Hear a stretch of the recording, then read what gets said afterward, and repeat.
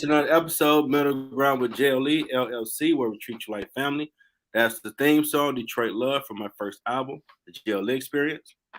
I own the music and the rights, so don't mute nothing Facebook. Gotta say that. Got another great guest for you today. I have a fellow Wayne State University alum, a former boss, Director of Facilities and Operations at Cross-well-Lexington Community Schools, Rachel Saunders. Welcome to the show. Thank you, Jeff. I appreciate it. I'm glad to be here. I appreciate you. No problem. First question, what led you to this path? Well, that's a really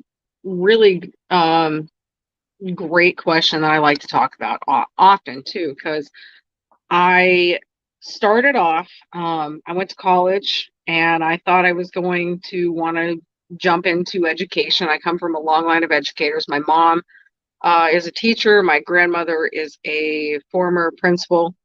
And I thought, you know what, this is what I want to do. And in order to help support myself through college, I took a position as a res life custodian at the university. And they helped pay for my college tuition. But as I started working, I realized that I really enjoyed the work that I did. It's dirty. It's not easy. It's physically taxing. You know that, Jeff. It's not easily recognized, or a lot of times you don't get the recognition or the I guess thanks that a lot of those folks that do that kind of support service work should get. True. And I had some leadership in that position that I thought could do a better job of supporting their team and trying to make the workplace not just a workplace, but something that somebody went to that felt valued. And so I kind of jumped tracks. I decided that I wanted to change my major to business administration. Okay. Because I wanted to work and see if I could do the job that I wanted to see done in the leaders that I had that I felt were lacking. And knowing what I know now, it's not an easy job. And I'm sure you're finding that out in your own role.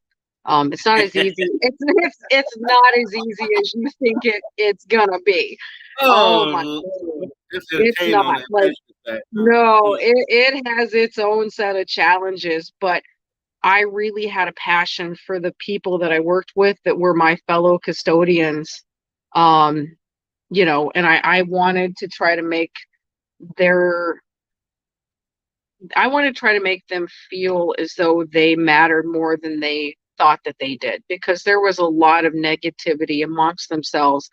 All too often, they would put themselves down before they would hear it from anyone else. And I hated that mindset, because they were good people and they worked hard and they did jobs and did roles that a lot of people don't want to do because it's dirty or it's hard or it's physically taxing. And I felt that was something that should be celebrated, not looked down upon. So I worked my way through college and got my master's in business administration, and decided to leave what I thought was education at the time. It's funny because I ended right back up in education, just in a different capacity than I thought it was going to be. I thought I was going to be a teacher. And I am very blessed because I got to see the other side of that juncture and really, really come to appreciate both sides. I think the how hard it is to be a leader and to have faith in yourself and to have the idea that you can be better for your team, and then to also appreciate what your team does because you yourself have done it. And I know you're in that same type of boat too, Jeff, because you have also done that first line support services, and then now you're also in this journey of a leadership position. And now I never thought in my wildest dreams I would ever be in a director of facilities type role. And every day it's just, I'm blessed, and I am always trying to find ways that I can improve myself for my team and for myself as well. So that's kind of how that journey, it's several years, a lot of mistakes, a lot of toilets that I've cleaned. Yeah, I have cleaned a lot of toilets putting myself through college, because I just, I didn't have the money to, and I didn't come, I mean, my mother's a teacher. We didn't have a lot of money. Um, so I had to support myself through college, and that's how I did it. 7 years, putting myself through college by cleaning 1,000,000,001 toilets. But yeah, I still do it to this day if I have to, because no matter where I go or what role I hold, I am never too good to clean a toilet. yeah. And I think that's important. For our non-union buildings, they had a function. I had to police the bathrooms. Yeah. I'm like, I've I done this mean, for years. No deal, no problem. you'll always end up having to do it, and that's okay, Yeah, because none of us are too good to do that. I remember as custodian at Wayne State, a Hmm. lot of people looked at that as that's who I am. Like it's a honest living. It is. Some It down there absolutely is. had that look down at you mindset. I've experienced it with some secretaries until they realize my college is 100% covered. Oh, they only cover half of yours. How about that? Right. Then they changed their whole vibe. Like They do. I don't care what you look at me, what you do, as long as them 7 credits covered. I'm here for 8 hours to clean what they want, first class treatment. Absolutely. I don't care who's in that main office. Nope. I need a degree, so I have options. Hmm. You need to get one. Like get a degree, like it's government cheese is free. What you talking about? You ain't trying to get one. Right. Then allow you get your master's and doctorate free, like all three for Yeah. free. You Right. saying you hate management, but you don't want to go to Hmm. school. Like, it don't make no sense. Mm-mm. You keep talking that bullshit this early in the morning. I'm about to go work. You don't make no sense. Yeah. No, it doesn't. And I never understood that, mindset, because we all put our pants on the same way. Mm-hmm. You know, whether you are a first day custodian or you've been doing this for 20 years like I've been, Mm-hmm. and if I'm blessed enough, I'll be doing this for another 20. I mean, it's got its own fun set of challenges, no matter what side of the fence you're on, whether you're a, frontline employee as a custodian, or you're on the opposite side where you're trying to be a leader to your team. Um, it's not easy, and Mm-hmm. a lot of times it's not clean. No. You're constantly getting just hit with you know just curveballs, you Yeah. know and I in a lot of ways you know what to expect on the day to day, but you're always going to get a possible curveball. You're always going to get a flood, or a mm-hmm. last minute request for a cleaning that needs done, that, oh my gosh, I have an hour to do this, I have no people to do this with, and it has to be done by this time, and you have to figure out how to get it done, Mm-hmm. whether it's me doing it or some other creative way. Yeah. And one of the things about Wayne State that, I mean, and I really truly miss Wayne State, I really do. I miss working in a higher level education setting. K-12 is not a bad setting, mind you, because I work in a K-12 right now. Mm-hmm. Um, I like, but I love the diversity. I like how busy the campus is. I like the different types of things that you can learn there. And there are a lot of Wayne State employees, even to this day, that are currently going through their bachelor's program or their master's program, and are going to end up graduating from Wayne State with no debt. And how Mm-hmm. many people can say that? Yeah. You know, how many people can say that they've, went through their entire program and emerge as a graduate completely debt free?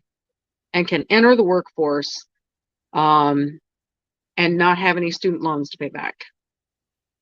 I know a few people I used to know. I would talk with like, "What's your 5-year plan?" Like, Hmm. huh? I mean, Right, and nothing wrong with doing this, but just ain't enough right, money. I need some right. elbow room with these Yeah, finances. So that's this true. free government cheese, Yeah, y'all want to check it out? Ain't nothing you like doing? yeah. Well, I and got it all here. there's nothing wrong if you truly enjoy custodial work, and there are people that do, that Yeah, absolutely love it. nothing wrong with If it. you Honest work. truly enjoy doing that, there's nothing wrong with just doing an honest day's work and going home Hmm. without trying to further your education. But I always encourage people to take advantage of those types of programs if they have I mean, even if you don't know what you want to do, Hmm. if you have no idea, if you say, I have no clue what I want to do, that's the perfect opportunity to take some college classes that, Hmm. I mean, take Japanese, take Yeah. take sociology, take stuff that you never thought you would ever take, because one, it's free, and two, Hmm. you might find something that you love that you had no idea you loved, and And then that's that the you part. could make a career out of. Take advantage of the programs that you have available to you, because you never know where they're going to lead. Hmm. You know, Like, if I had stayed on the path I was, I would, probably be a teacher right now. And I know, knowing what I know now, that is something that, would not have been for me.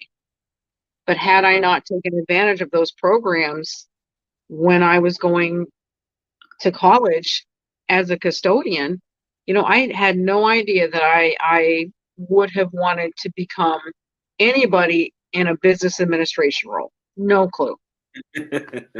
Had no Okay. idea. And then I got a job, as that custodian, and really enjoyed what I did. Really thought that I would like to do better than the ones that, oversaw my department. Hmm. And here I am, 20 years later, doing something that I absolutely love.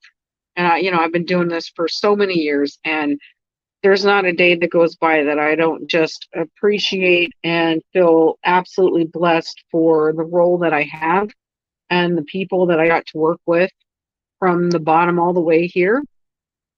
And, every chance I get, I try to encourage people to take advantage of those programs if they're available to you, whether, and it doesn't just have to be working at, Wayne State. There are a lot of other programs that will help you with tuition.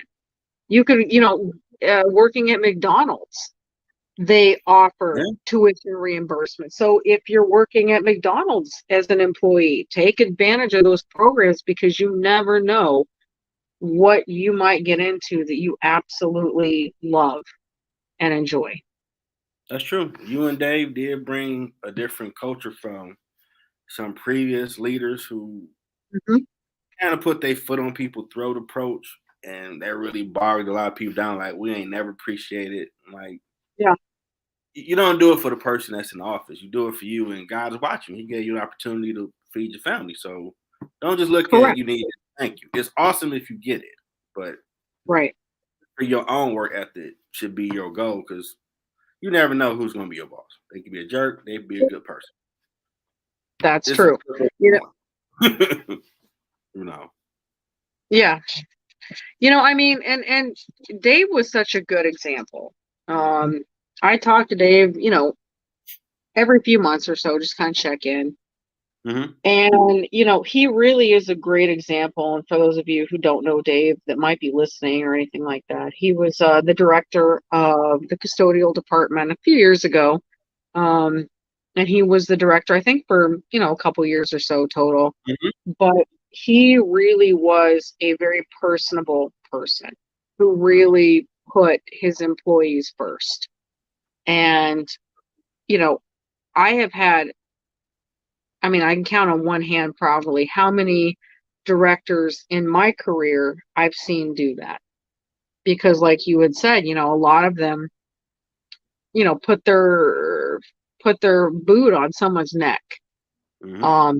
or they get into that role and, it's a power trip. And one of the things I've always said, Mm-hmm. and, I say to this day, if you want to know the measure of a person, give them a little bit of power and see Oh what yeah. they do, and see what they do with it. Just see what they do with a little bit of power. Oh, yeah, we have some Marvel villains for a time, like for real. That's what you do with it. Okay. Yeah. I mean, because if you want to see what type of person they really are at the end of the day, give them a little bit of power over people and you'll find out what kind of person they are real fast. And that's true. I've seen that a lot where I don't know if it's an insecurity on their end. I don't know if they think that that's the only way that they can get people to listen to them or follow them or respect them. But in my experience, you might get fear, but fear is not, it's not lasting, No. and it's not the goal. The goal is to have your team respect you, um, because you model a behavior that they want to see in themselves in a lot of ways. You Yeah. know, somebody that they can identify with, somebody that they feel cares about them, you know. And you can't do everything in the world for your team. You can't say yes to everything. No. You might want to, but you can't. But trying and doing what you can and saying yes where you can goes a long way. And this one of the things that I always try to do, and it's just a small gesture, is making sure that I try to connect with each person, learn about them, learn who their families are, who their spouse is, what their kids are like. If they're going through health problems, ask them how they're doing after doctor's appointments or surgeries, or how their kids are doing in school. It's free. That's the thing. And all it takes is a little bit of effort on your part to learn that about them. And so many people just miss that mark because they just get their heads so far stuck up their own rear ends that they can't see the light of day. I mean, it's true. Yeah. It's free. Being kind is free, That's true. and I, it's invaluable I to have the learned people that you lead. being a supervisor that you got to make sure you bring the right energy to your Mhm. team. So no matter Mhm. what I might be dealing with, before I get in there, I pray, get your head Mhm. right, because that Yeah. energy will affect them. So I built the Candyland type vibe where do Yeah. our best work, go home. Y'all want to crack a joke, go ahead. Yeah. So I can't come in there like growling like, dang, what's wrong with Jeff today? Yeah. I'm saying hi to everybody. So I've learned like they really feed off your energy. So you gotta make sure you get Right. yourself right before you get around them. So they vibe and productivity can be what you Mhm. created for the That's environment. And true. they know So what how to do. how long have you been in your role now, Jeff? If you don't mind me asking. No problem. A year and what 2 weeks. Okay. Well, congratulations. Happy I think anniversary in 2 weeks. I feel like I've been there 3 years. Oh, yeah. You'll age pretty quickly. I dealt with Being so in a much that first got leadership there. role. I'm calling the union. I'm calling this like, Oh, look here. you'll age Call, hey, quickly. I'm do Prince. Call them because I'm Oh, only yeah. asking you what's in your job description. That's it. I know Yeah. someone else didn't ask you that, but that's all I'm telling you to do. He's gonna Hmm. tell you the same thing. So I wait. So And how many team members report to you, if you don't mind me asking that either? right now I have 10. Okay. That's a good number to start with. That's a really good number. Yeah. And I just knowing you, I bet you know a lot about each one of those people. Oh yeah, that was coming to my office, wanting to talk with me. I was gonna say, I know you know what I just said, their family members, their history, I know you know their day to day. I'm like, okay, like what's going on with you? No, Mhm. I'm here for you to make sure you good, so you can do your best work. So So, count past whatever I need to be. what made you decide to go into this line of work? Well, I was applying for a while for a few years to be a supervisor at Wayne, but what Yeah. God got for you is for you. It wasn't there. Yeah. Yeah. So I came across SBM on LinkedIn, like, well, Hmm. let's try see what happened. Yeah. And I shout out to Carolyn Hafner. Need to get her on the show. She over HR now at Wayne. Okay. I was covering for a teammate, Yeah. and she Yeah. was asking like, "What's going on with you, Dave?" I've got a few interviews, one in Troy and then one online. Like, Right. yeah. I was planning to come to be a supervisor, and she stopped what she was doing. Like, so you got interview questions? Like, huh? You can interview them? Like, yeah. And man, the love she shown, the Mm. questions she gave me to ask, the stuff she gave me to just keep for myself. When I Yeah. interviewed the lady, the recruiter, they had a spot in, I think it was July of last year, Yeah. but gave it somebody else. Like, okay, like, Yeah. well, it ain't there. Time go on. August hit, and she hit me up like, I ain't forgot about you because Yeah. what Carolyn told me to do. I made a great Yeah. impression. Like, we got a spot. You want them? Like, wow. You say you want to get out of Wayne? Well, it's your chance. Yeah. It Dive in deep happened. water. Let's see what happens because you never Yeah. know. You got to go. That's Gotta true. go. You never know what's going to happen. And You know. I be the hardest work in the room. Always ask questions. Hmm. And I always remember a lot of coworkers always felt no one always would be, I appreciate you. So through emails, anyone I interact with is always, I appreciate you. You're awesome. Yeah. And it do give a different touch to people like, dang, no one It ever does. said, I appreciate you We- doing it because you could have, get it back this email whenever. You jumped on it Yeah. for me, so I appreciate Yeah. That's true. I mean, when you you. recognize your team for the work that they do, I mean, it's like with us. I mean, we want to be recognized too, obviously, as leaders, but we don't necessarily need that in a lot of ways because a lot of times we don't get that.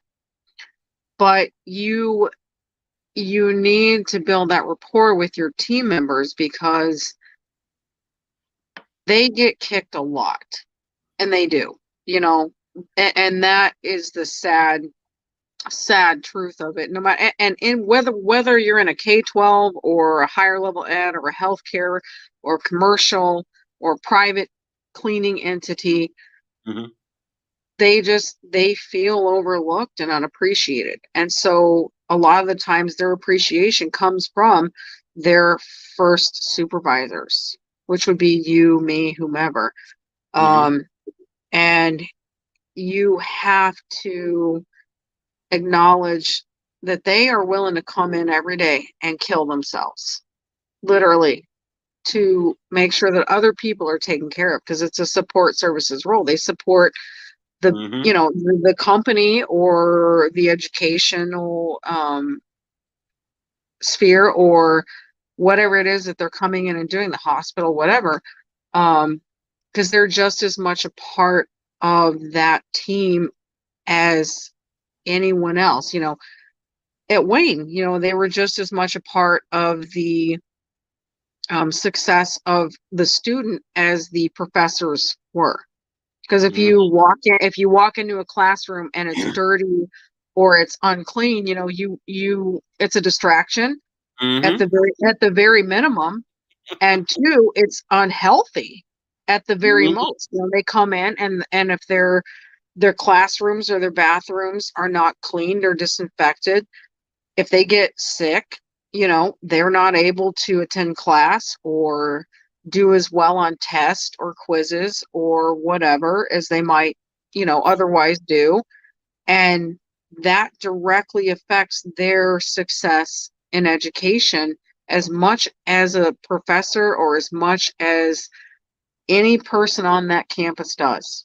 And I always stress that to anybody who is cleaning because they are as much a part as the success of a student or as a patient. If the room's not clean at a mhm. hospital, That's true. that patient could be in that hospital longer. They could be sick longer than what True. they might otherwise be. At the K-12, which I work at now, if I have, little kids who are coming into, I mean, because little kids they're fantastically wonderful, but they're fingers are up their noses. They cough Hey, without Jeremy. covering. I mean, they cough Yeah. without covering their mouth. Same thing, sneezes. They sneeze and they don't know how to cover their face. Yep. Yep. Um, you know, there's germs everywhere. And if we're not doing our jobs by making sure that their classrooms, their bathrooms, and their main areas are clean, those students could be getting sick and ill. And it affects their lives, not just at school, but at home too. Absolutely. And showing that our team, that they mean that much is so important to constantly remind them of. What they do is matters. It's valuable. It's just Mhm. as important. And then if you go to bat for them and you try to make sure that you get them a better living wage, because I mean at the end of the day, I mean they're not there for their health. You know, they're Mhm. there because that's how they make a living. That's how they pay their bills. That's how they provide for their families. That's how they, you know, afford all of the things in life that you need to afford as an adult. One of the things that I'm proud of at this K-12, you know, when I walked in the door, it's a third party contract cleaning company, so they're not direct hire employees with the school district, which is pretty standard for, you Okay. know, the industry that we have now.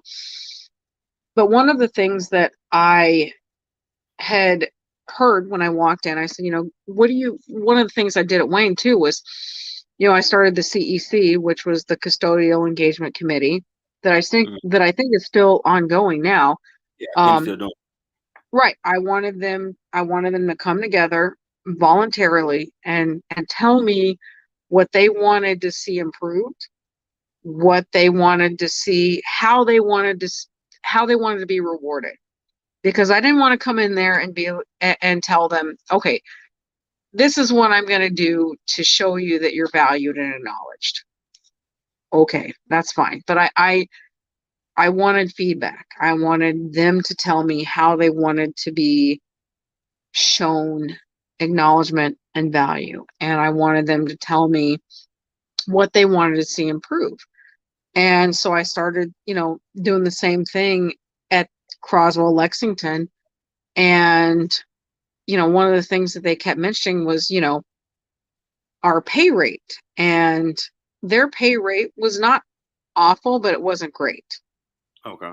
And I started a campaign with the chief financial officer, and I put a lot of work into it. Did a presentation after several months of doing a lot of research Mhm. into, you know, what the national like baseline was, where I saw the industry trend going, Mhm. what I felt like was appropriate. And as of May of this year, we were able to offer them, it was about $1.50 an hour raise Okay. for everybody baseline coming in. And I also incorporated a step system because I understood this, you know, going back several years when I was a custodian, um, when they would jump the pay rate. I've been there, you know, 4 or 5 years, and they would jump the pay rate up. And, you know, new people coming in would make the same rate that I was making because we were all, you know, they jumped the pay rate up to, you know, I think it was like $9 an hour at the time, which was wow, going back Mhm. years and years and years ago. But I've been there several years, and now all the new people were coming in, and I've been there 4 or 5 years, and we were making the same amount. And I remember just thinking, well, this is some shit. You You ain't know, put that like time in me. this is like, you know what I mean? It's You ain't great put time in pay. for that. Yeah, Yeah. I mean, but so I had always kept that in the back of my mind. I said, you know, we need a step system because if we have people who have been here X amount of years, they need to be making more than incoming employees. And so we were able to do that too, to where some of my employees who had been there for 3, 4+ years got a $4 an hour plus Okay. pay increase. And that was a big win for us this year. Um, it took a lot of time and a lot of effort on not just my part, but other people. My secretary helped out a lot. The CFO was very open to that. But it took a lot of people. But at the end, my team, they were able to get what they deserve, and that's not the end. Now yes, we got this The win, starting but point. this is just the first shot fired. Mm-hmm. you know, this is just the first win of the campaign. Now we need to get more paid time off. Okay. We need to get a better health insurance option.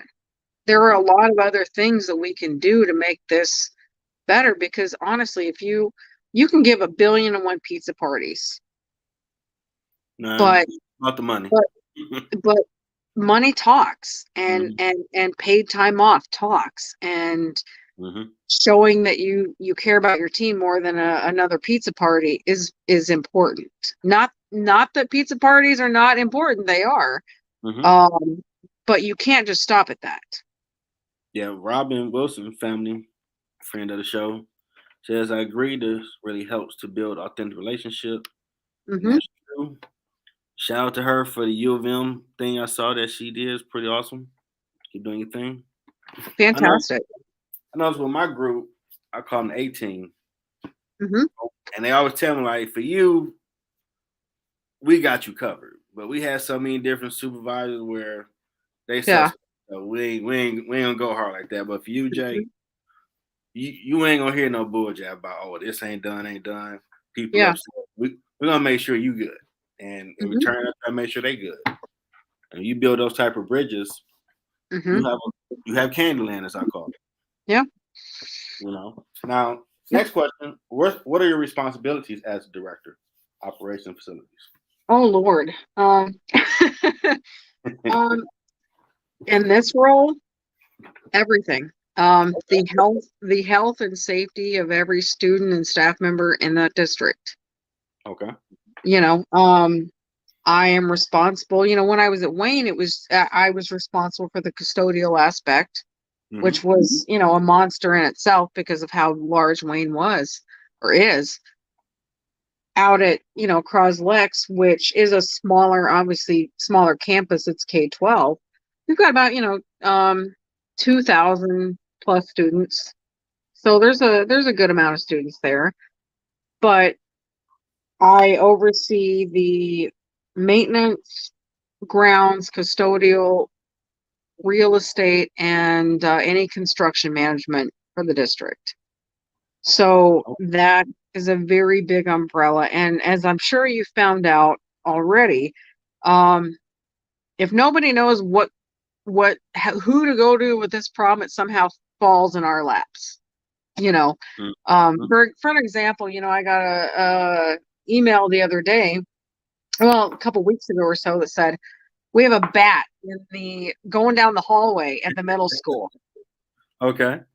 I can tell you, I've not gone to any type of bat collection school ever. I never had a class that taught me how to trap a bat. But somehow that falls in our laps to a degree, or you have to know who to go Mm-hmm. to to take care of that. Um, our department, whether it's custodial facilities or whatever, um, we we are literally there. Nothing goes according to plan. It just doesn't, and you have to be very okay with not having a plan that ever works in a lot of ways. Because our jobs are literally just being able to make snap decisions on the Mm-hmm. fly, and making the what you think is the best decision in the spur of a moment. And that's not really something that they teach you in any Oh college no. class I've ever had, ever. And neither is being a leader. There's not a Mhm. college class that actually teaches you what being a good leader is. It's something that you either are or you're not, or you learn from somebody else that you Mhm. model, from. Because they can teach you business administration, but they don't actually teach you how to be a good person or how to be a good leader. That's true. And something you have to learn kind of on your own, or model from somebody else. But if you're in a support services leadership role, you have to be very okay with snap decisions and them being wrong part of the time. And I think that's important to note, because there are a lot of decisions to this day that I make that are the wrong decision in the moment, but you have to make it, and you have to be okay and own that decision even after the fact. And as long as you learn from it, then it's valuable, I feel. Yeah. Um, because a leader, one of the best things I ever learned in my life was, I had a leader in my past that would tell me, um, even if it's the wrong decision, you still have to make one. Yeah. But as Leaders long, lead. as long as you learn from it, that's the Hmm. important thing, because people will follow a leader even if they make a wrong decision. Yeah, but It's you got to make somebody that choice. you have to make a decision, because if you are somebody who is indecisive or wish-washy or fickle, Hmm. they will not respect that at all. They will respect somebody who makes a wrong decision, though, and learns from it. Yeah, And when we got to cover buildings, I yeah. have to. All right, can you go take care of so and so, and can you cover this? Hmm. And like, oh, we got you. Cool, no problem. I appreciate you. Yeah. Hmm. And Yeah. I definitely see Sometimes, you gotta be quick with it. Like, okay, yeah. Sometimes, Jeff, you're going to make a really, really wrong decision. oh, I done I that have already. Listen, Apologize. and the thing of it is, you'll keep doing that, and that's the part that sucks. Like, I've been doing this 20 years, and I will still make the wrong decision to this day. Mm-mm, Um, but you can't beat yourself up over it. mm-mm. You learn from it. You hold yourself accountable, and you do better next time. That's all Yeah, you can do. But your team will not follow somebody who is indecisive. I You know. know, none of us respect somebody who can't make a decision, even if it's the wrong one. And something each one individual mentioned to me that was humbling. That Hmm. for you, what you say and what you do line up. Yep. I got you. Yeah. Somebody else, man, they come at me wrong. Nah, I ain't doing that. But for you, Yeah. you throw the bad signal. I'm there for you. I'm like, wow, That's true. appreciate that, Well, because I'm pretty sure you telling me straight. If it was someone else, nope, stop the job. I ain't doing yeah. it. For you, And no problem. I got you covered. It's gonna be done. you know what? And it's amazing how much your team is willing to do for you Hmm. if you just show them a little bit of kindness and acknowledgement. Absolutely. You cannot treat them like they are numbers, Nope. or they are just a means to your bottom line, Hmm. because they're not. They're people. They have lives. They have families. They have sick kids. They have cars that are broken, and they have bills that are unpaid, and they have ill spouses, and they're going through divorces, and they are a Hmm. million and one different things. They are not just numbers and faceless people. They are important. And remembering that no matter where you go or Hmm. what your title is, will take you so far with them. It's insane, Absolutely. I know. because it's easy to get wrapped up in your title, or to get wrapped up in the job that you have, or to get, just glamorized with what you get to say that you do.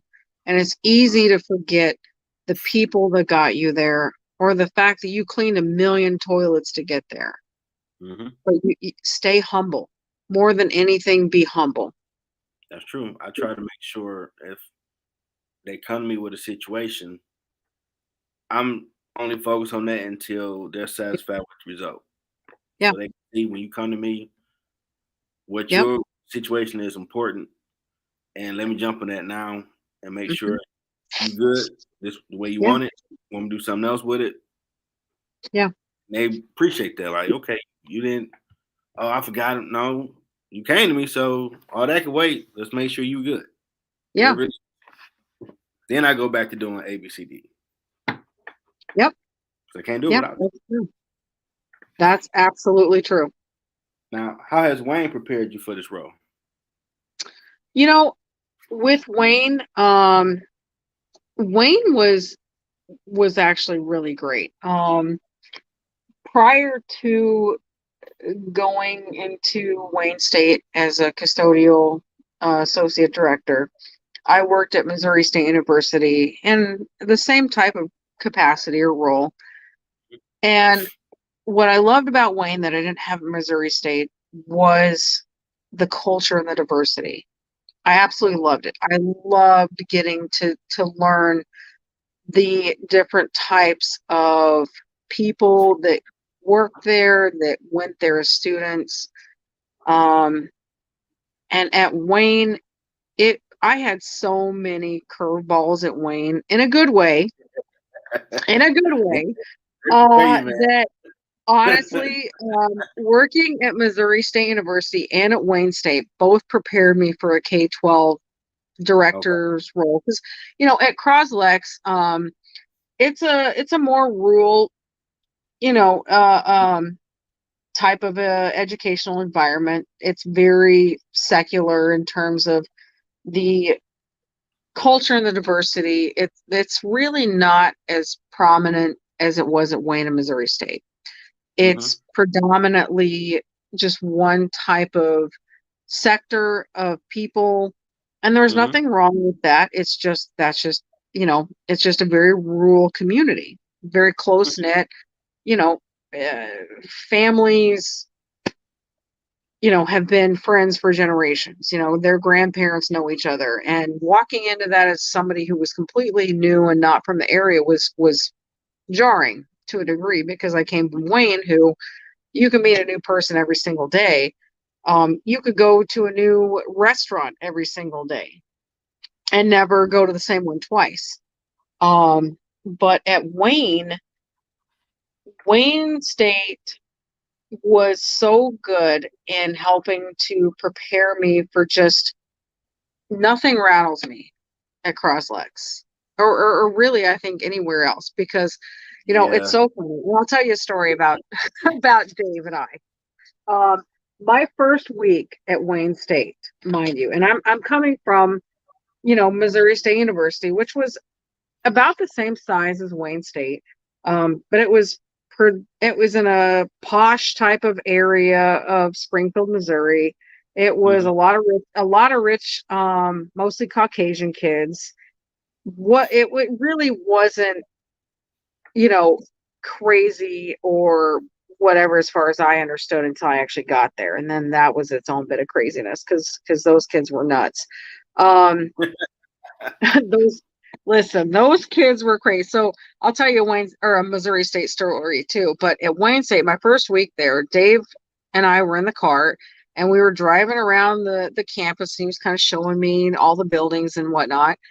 Mm-hmm. And I remember driving by, and there was this gentleman there.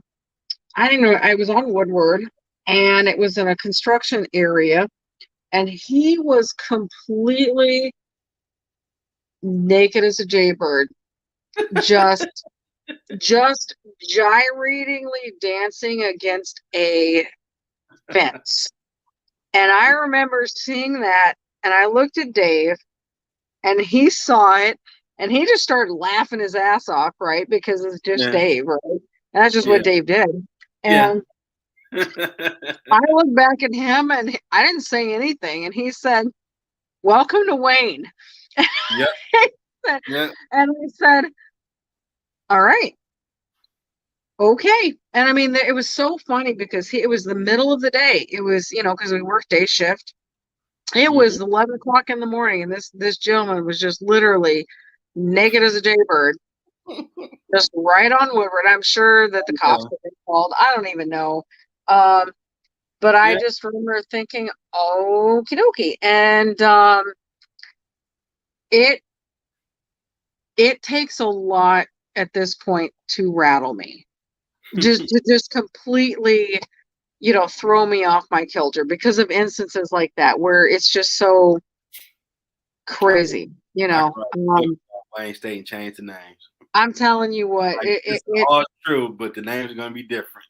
it does. And when I worked at Missouri State, and a lot of and this is this is not, and I have a lot of funny stories about both places, but this is a serious story, and it's not one that I take lightly.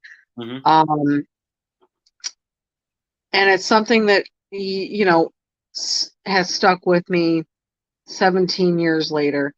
When I was a custodian at Missouri State University, I worked second shift, and I remember getting a call one night. I worked in Res Life, and I had a call from the security department, Okay. and they had asked if I could go to um, the housekeeping department. I want to say the housekeeping department. It was a department. We did like camps and conferences Mhm. during the summer, so we had laundry, and we had like, stuff that we would do for kids who would come in for band or cheerleading or whatever, basketball conferences all summer long. So we had a housekeeping department as well. And I had security ask me one night, it was about 11:30 at night on a Friday night. I was 20 years old at the time. And they said, can you bring a sheet over to Freddie, which was a residence hall? Okay. And it was a freshman dorm, and there were like three other dorms around it. It was right by the student union. It was a very busy part of campus. A Mhm. lot of students would, go in this area, but there was like this grassy kind of area where the students would hang out, Mhm. congregate, whatever, in between all of them. I said, yeah, what's going on? Again, I'm just this 20-year-old kid myself. I'm going through college um myself. And they said, well, some freshman has hung himself, and Oh he's no, in a tree right out there in the middle of all of these dorms. And I want nobody to see there's a that. lot, it's 11:30 at night on a Friday night. So, there's a lot of traffic, a lot of students walking around, and they wanted me to put a sheet over him until the coroner showed up. Yeah, it's unfortunate. And it was horrible. And I ended up doing it because whatever, but I mean, that was my job. I wasn't really getting paid to do stuff like that. And I realized that at the time I should not have had to have done something like that. That was way above and beyond what I was really should have been asked to do. But I did it. And, because at the time, I mean, there was this 18-year-old kid, and here I am, I'm 20. So I'm 2 years older than this kid is, and I'm putting a sheet over this body that's hanging from a Mhm. tree in the middle of this residence area.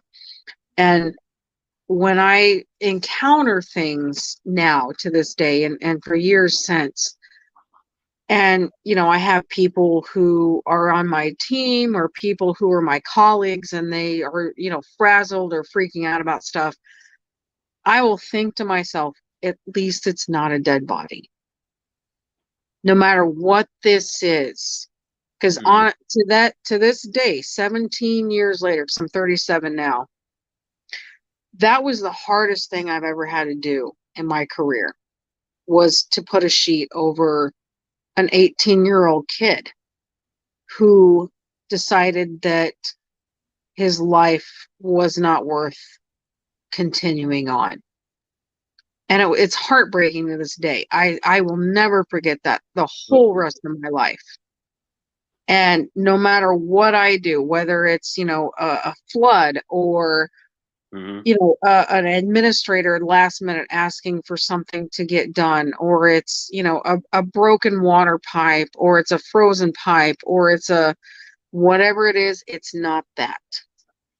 Yeah. And so in a lot of ways, like, that's a horrible thing to remember, but in a lot of ways it grounds me because it helps me handle any type of a situation that might frazzle some people, because I have handled harder, more trying things.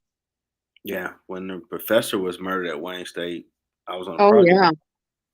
We had to clean that room, and my Mhm. teammate, because I was a technician trying to get a job.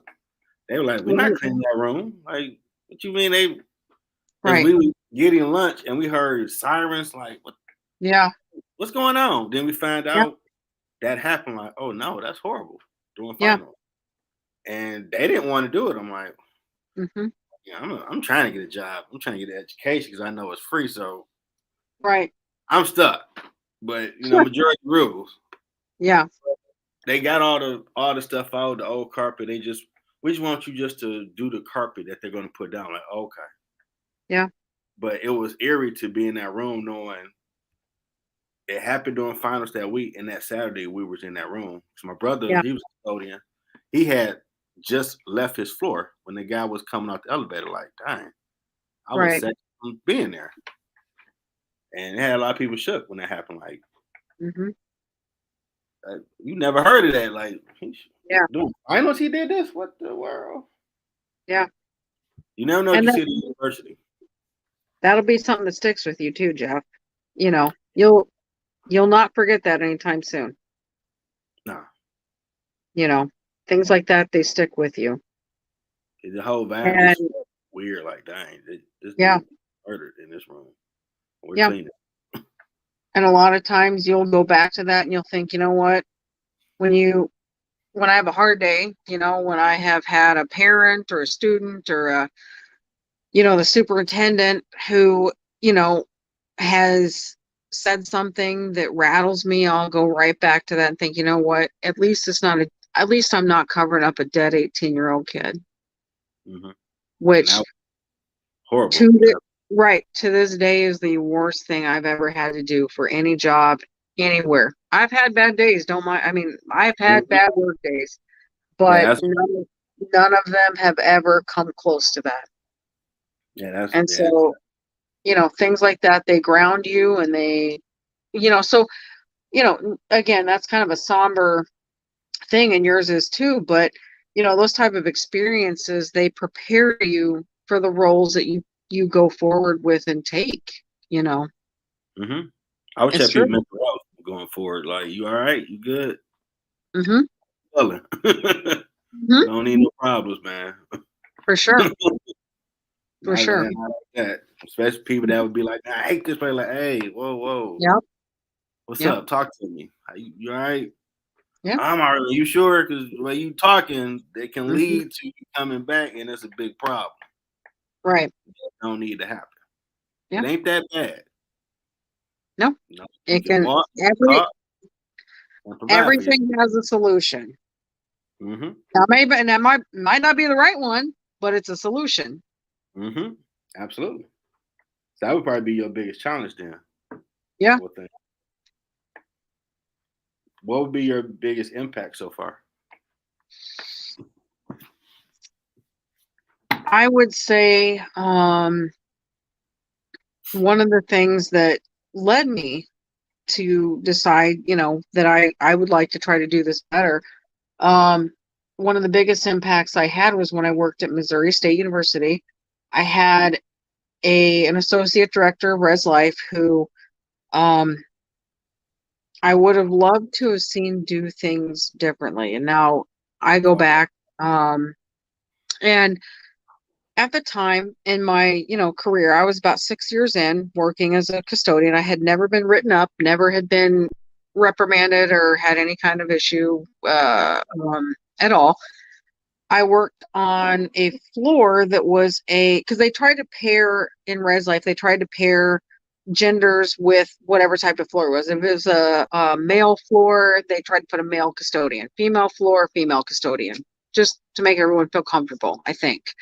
Um, and I don't know if you know, but most people did. I identify as a lesbian, and one of the things that I was always kind of out about it at the time. Not so much now for this reason, but I worked on a female freshman floor as a custodian, and the resident assistant at the time, she was very kind, very, very personable, very friendly, until she found out that I was LGBTQ. Okay. She went to my boss and had said, that she didn't feel comfortable having me on their floor because she was afraid that I was going to try to peek in on the girls what they were showering or something like that. And I had never done anything like that, never had any kind of anything like that. Wow. I know. And I mean that was what was paying my tuition, that was what was paying my bills. And I had told my boss when she brought me in there to tell me that, I said, I'm not about, you don't, pardon me, but you don't shit where you eat. I would never do anything like that if it would jeopardize my education, getting paid for, or the bills that I pay. I said, have you ever, had anything like this reported to you that I was trying to do like that? Well, she said, well, no. I had to go through several HR hearings because of that type of concern at the time. And I mean, it was several years ago, 2012, 2013, when this is going on. Okay. And I went through months of, I didn't know if I was going to lose my job.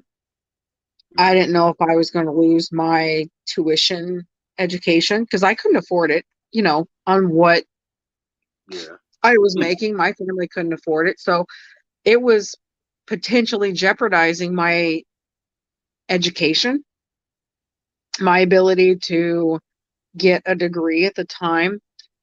And I remember after that was all said and done, because it was all baseless, I kept my job. I, started looking for other jobs right after that whole thing got settled, because I remember thinking that, I didn't get the support from my leader that I felt that I needed. She kind of was siding with the student, even though the accusations were baseless. And I remember thinking, I would never do this to somebody that was under my leadership. And it had one of the biggest impacts in my career, because I think that was the absolute, jumping point or warning shot or whatever you want to call it, that made me decide to really start looking for a leadership position in the type of field that I wanted to go in. Like, I had already been in business administration classes already, but that one really catapulted where I wanted to be as a leader, because I was really disappointed with leadership that I had received during that whole interaction, and thought, you know what, I can only imagine what some people must go through, not just with this type of environment, but like anybody who felt that they were discriminated against for their age or for the skin color or for their religion or for anything else that defines them as a person that doesn't affect anybody else, but impacts them directly because of who they are as a person. And I knew that I wanted to do something to try to make that better for people. That's why I love the diversity when I went to Wayne, because I got, such a wonderful not culture shock, but just a wonderful immersement into the type of different cultures that were out there that I didn't experience at Missouri State.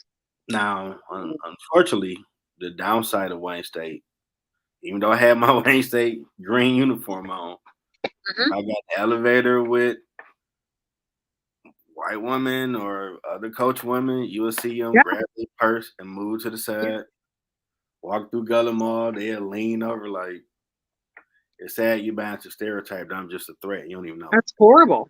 And you see I Yeah, work for it. yeah, But you have turtle skin, you just keep it moving. You yes. used to it. I mean, but that's You shouldn't have that. to. No, you shouldn't have to at all. And it's that kind of behavior. It pisses me off because unfortunately, I mean, I'm a minority as well. I'm Native American, but I'm white passing. Mhm. So a lot of people, they don't, I don't have to experience that. And the only time I've ever had to experience something akin to that was, with the situation I just mentioned.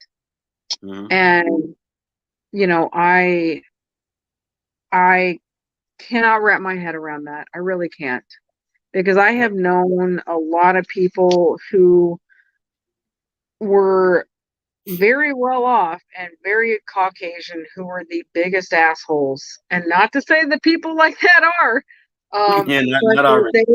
that they were just horrible people, Mhm. you know. And I never ever understood that, you Yeah. know. And it That's was just just how it they was act. poor because I mean I saw that at Wayne too.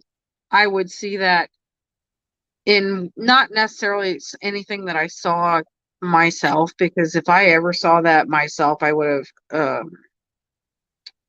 I feel that I would have said something about it because I've experienced that myself in a different capacity. But I would have custodians that would talk to me about that type of interaction where they felt discriminated against, or they felt less than, or they felt looked at differently because they were black, or because they were different than the people that were in leadership positions around them. Oh, And it sucks. I had to learn after a few times noticing that I guess because I do music and other stuff, my voice can be very deep. Yeah. But I've noticed some white people would be intimidated. So I'm like, you gotta find more Yeah. baritone voice so they Hmm. don't get startled that you said hello to them. I ain't here to scare you. I'm here to get my degree Right. and leave. Yeah. A little nuance that you will learn that you shouldn't have to just to Hmm. move be good. I almost swung on one person though, because I was in Danto talking with the secretary I was cool with. And the Yeah. guy stopped by and like, you're messing with the help. Before I knew it, I was about to swing on him. She caught my hand. Whoa. Like, did he just say what? What did he say? She's like, Jeff, I can't believe you. Like, oh, I'm glad you caught my hand because he about to go through the wall. That We would ain't have gonna do been that more one. than I could have done. We ain't gonna do That's that one. whoo, You can bud. think it, but you ain't gonna be in my face with it. We ain't doing that one. Oh man. And It see, caught that's me off guard. Like, wow, you just felt that praising with it. Huh? Okay. I don't understand things like that. I really don't. And one of the things that I don't, I mean, and we're kind of getting off the topic here, but you know, I Oh, I I know a lot of people will say, oh, I don't see color. I think it's important to see color because it makes you aware. You yeah, know, I you have think that people who say, I don't see color, yes, you do. We all see color, all of us. to. Mm-hmm. And if you say you don't, you're a liar. I mean, honestly, You do see it's it. im- It but shouldn't matter. it's important to see it in a lot of ways because then you also see how other people are treated because of it. Mm-hmm. And if you are somebody who is a minority, especially in a leadership position, you have it doubly as difficult as somebody who is not. If you are in a leadership position and you are, um let's say somebody who is male and Caucasian in a leadership position, I feel you already have an advantage that a lot of people don't. And you may or you may not. That's not um Yeah, I not a mean rule. that's not the case for everybody. But in a lot of ways it absolutely is, because if you are that, just automatically you're going to get a level of respect that a lot of other people are not afforded as a woman or as somebody who is a minority. Hmm. And if you walk into a leadership position, and especially if you walk into a leadership position as a woman in a predominantly male dominated field, facilities and Yeah. operations is a predominantly male, Yeah, you're right about that one. dominated field. So if you walk into a position and you are a woman who walks into this position who it's already a male dominated field, you're a female, you're a minority, whether you're white passing or not, and you're the LGBTQ community, you have to be twice as competent as your counterparts are. And that's just a fact, because, you know, you're already, and I experience that where I'm at now, where I have, a lot of pushback from male board members or male community members who feel like they might know more or might feel as though they have a better knowledge or expertise than I do. And if you're, in your capacity, in your role, if you are somebody who is a minority and is in a leadership position and you are overseeing possibly custodians who are, Caucasian or who are older than you're going to experience pushback as well in your role too. Oh, I go into it knowing I know what country I live in. Hmm. Be the hard work in the room, so you ain't got nothing to say to me. But good Yeah. job. Yeah. I ain't gonna act like it's not a thing. It shouldn't be, No, but it it is. shouldn't be, but it You is. know? Mhm. It shouldn't be, but it is, and it's not easy, in my role. I'm only one of, I believe, 3 or 4 K-12 female facility directors in the entire state of Michigan. Oh wow, Yeah. Um, big state. the well, the other one, Diane. Okay. Funny enough. Yeah, Diane. I've never met her. I know of her, but she's in a K-12 role as a facilities director too. But there's only a handful of us. And again, most of my counterparts who have the job title that I have in the role that I have are men who are, uh, 10, 15, 20 years older than I am. Hmm. And it's a battle to get, you know, respect or acknowledgement. That's why what you mentioned earlier about learning is so important, because every opportunity you have, whether it's your education or if it's just training opportunities, you should take advantage of in your role. If you have an opportunity to learn how to do floor care or how to do this or that, or how to strip and wax, or how to do something in your role as a custodian, learn how to do it, because it can only help you in the future. Absolutely. You know, pad your resume. Even if you only ever want to be a custodian, um, your entire career, that will take you and open up more doors in, other custodial opportunities than what you Mhm. currently might have. Learn as much as you can, because you never know when it's going to come in handy. Absolutely. Doing floors, stripping, waxing, and carpet, and all that. When I got to my job and I told them my resume, like you done this and this, you didn't Hmm. move up. Like, no, I didn't get the opportunity. So I do have a chip on my shoulder that I'm good at this if I was given a Yeah. chance. So for Yeah. me, I'm gonna go hard at it just for me, knowing you could have did this here, but what God got for you is for you. It wasn't there. Yeah. That's true. And Absolutely true. I bring something to them that they don't deal with unions before, or some Mm-hmm. of the other situations that they've dealt with. And I'm learning that, yeah, I do have more of a forceful, hey, we ain't doing that. That's not right. Cut that Right. out. Yeah. Leaders lead. That's our job. Yep. So if you need to tighten some people up in your route, tighten them up. Mm-hmm. Don't be afraid to. Just You're be the not leader. you're not there to make friends, and that's a hard thing to learn.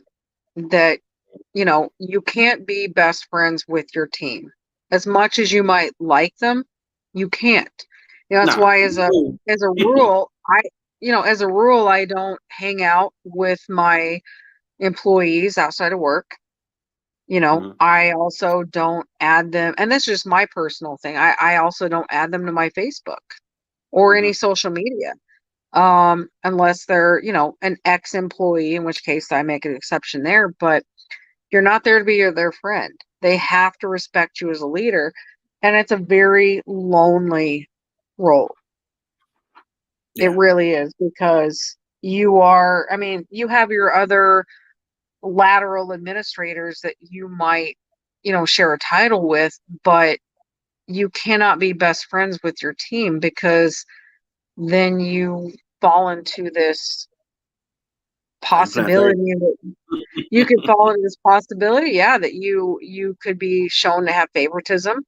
Or if you start being best friends with your team, they're not going to listen to you when you tell them, "Hey, you need to go do this," or "Hey, you need to improve on your attendance," or whatever it is, or your cleaning is not up to par. You need to do better at this.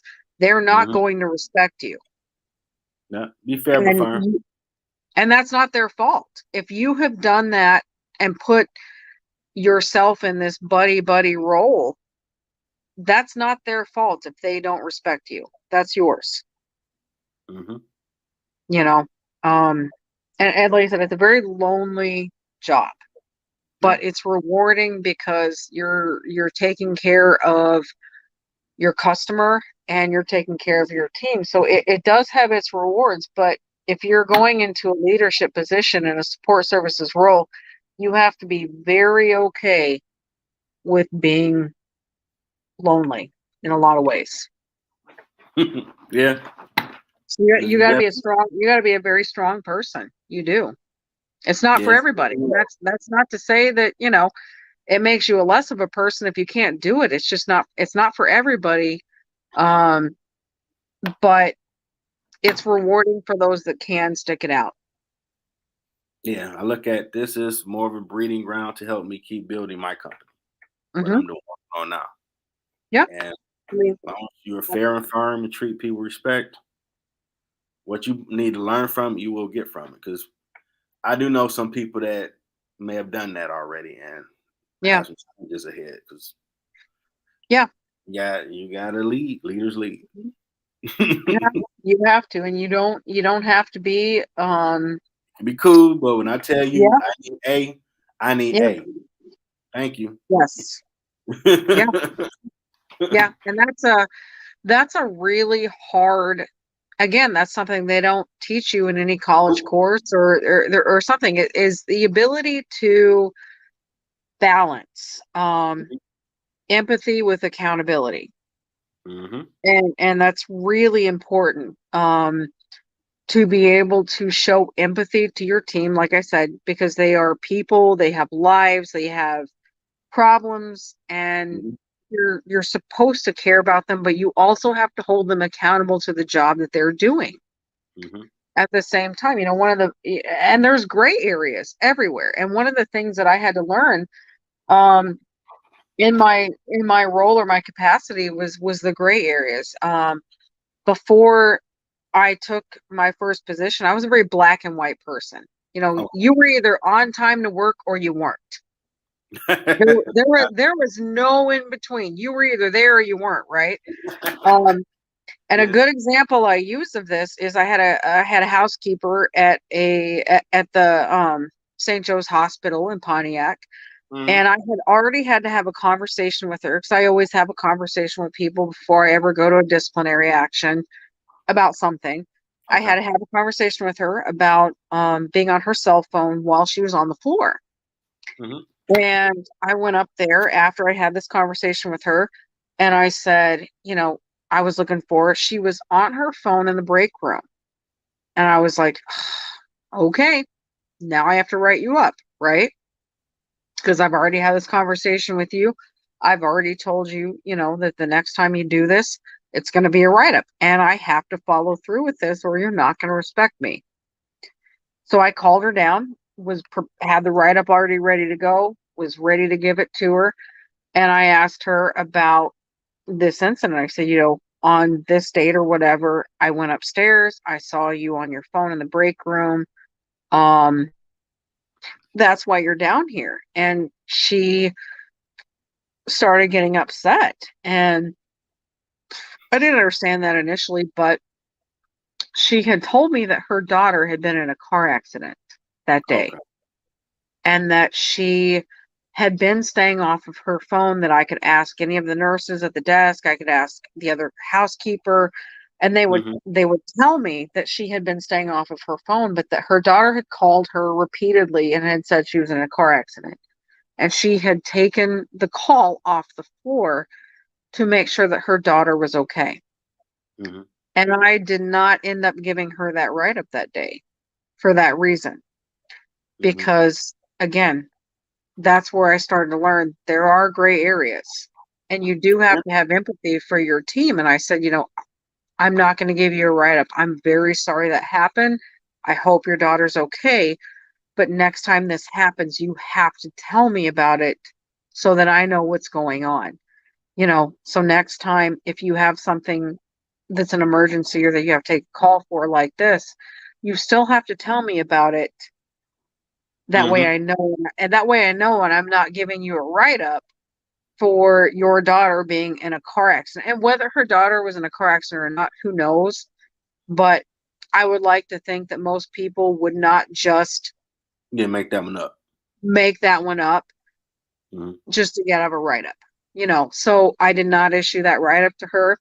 And so learning that there are gray areas, but again, learning that you have to be accountable to your team and they have to be accountable to you, but then also you have to have empathy. It's a very, very hard Yeah, life happens, medium. Hmm. and when they come to It's you, hard. you It's keep hard. to yourself. Hmm. Keep It's them hard confident. to, it's hard to find that line because you have people or leaders who want to be one or the other. You have somebody who's a complete hard ass who wants to write up everybody for everything, no matter what, and they're cold, Yeah, they're unfeeling, they don't give a shit yeah. about anybody. And then you have somebody who, on the other side of it, who is a complete pushover, who they're your buddy. You can do whatever you want and they have no respect and you can get away with anything. You cannot be either person. You have to be somewhere in the middle. Gotta be adaptable to the situation. You do that, Absolutely. and you treat them fairly but firmly. Hmm. They respect you and work with you, but they know They will. he treat everybody the same way. Yep. Oh, hey, some just having my okay. Well, given a system, I ain't Yep. gonna try to give you no point for it, but Yeah. it'll be a write up because Yeah. this ain't the protocol that they got for it. But I hope everything work out for you. Right. Right. Then I'll check on you. Great conversation, great information. Last question. Ask everybody. What advice do you have for someone trying to find their purpose? Be open to any possibility because I thought I knew my purpose. I thought I was going to go into education, like I'd already said. Hmm. And I ended up taking a job as a res life custodian just to pay the bills, you know, and ended up finding a career out of it years and years in the making that is rewarding and fantastic. And some days it just kicks you in the ass, but then, as long as you can find an 80% joy in your daily work life, it's rewarding. There are 20% days that are just absolute shit. And, it's always going to be like that. But, you know, stay open to any type of possibility or purpose.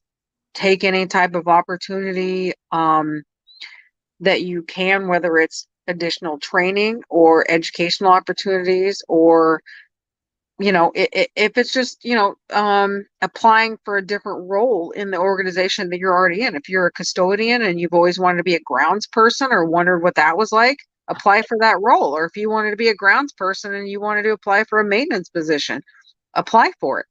What's the worst they're going to say? No. And you're still there anyhow, doing what you were always doing every day. I mean, it doesn't hurt to take risks, and sometimes they can be the most rewarding things in your life. Yeah, absolutely. Only thing it says no. Yeah. I mean, Try for it. don't be scared to learn. Don't be scared to open yourself up to opportunities and possibilities, because it's scary right off the bat. It's terrifying, but it can also be something that makes your life that much more rewarding, and that you can use your position and your role to enrich the lives of other people that you never thought you could ever do. That's true. You do notice the effect you have on your workers by how you treat them. You have a big impact on their lives, Jeff. You do. A lot going on, and Yeah. the environment you create for them to be a cool, fun place is an escape. Yeah. Like, wow, you really do. You can't come in here. Yeah. Man, I'm sick of this. I should be doing what I really set up. Right. Get your man right. Mm-hmm. Pray about it. That's Get in true. there. That's not what they need. They need you No. to be their shield. Yeah. Candyland. That's the standard. Candyland here. Cool, chill environment. Go do some work. That's it. Yeah. That's absolutely true. I definitely appreciate all this wisdom. You sharing your story. I know we ain't No seen problem. each other in a while. I appreciate you having me. I interviewed him. His was very interesting. Well, I appreciate the invitation. I appreciate the opportunity to talk with you, Jeff. I'm one of the things, that I love in my career is seeing people who are putting themselves in different positions like you have. It's rewarding to see that, to see people grow, because when I knew you, you were a custodian at Wayne State, and now you're in a leadership position, and it's fantastic to see you in that. And I'm really proud of you. Appreciate that. Yeah, I'm very proud of you. And I know this isn't the end of the road for you. I know that you're going to keep growing. Oh yeah. And I know that you're going to end up in a larger role, in a bigger capacity. And it's so rewarding for me to see that. Yeah, I learned a lot from you and Dave. And Dave was a good guy. He was a fantastic leader. Dave was funny. No, Dave was a funny dude. Like, he really is, but it's so good to see you grow. And I appreciate the opportunity to talk with you here. And I cannot wait to see what the future brings for you. Likewise, because you're a director, you might be the head of something else coming up. You never know. We keep both growing. You never know. I definitely want to thank fellow Wayne State University alum, former boss, director of facilities and operations at Cross-well-Lexington Community Schools, Rachel Saunders, an awesome individual. I hope whoever watched the replay or watching live get something out of it, where try to find your purpose or do some research or just take a chance. Absolutely. Everybody have an amazing night. Play this outro I created, which is awesome. Till next time, everybody. Bye. Have a good night. Good night.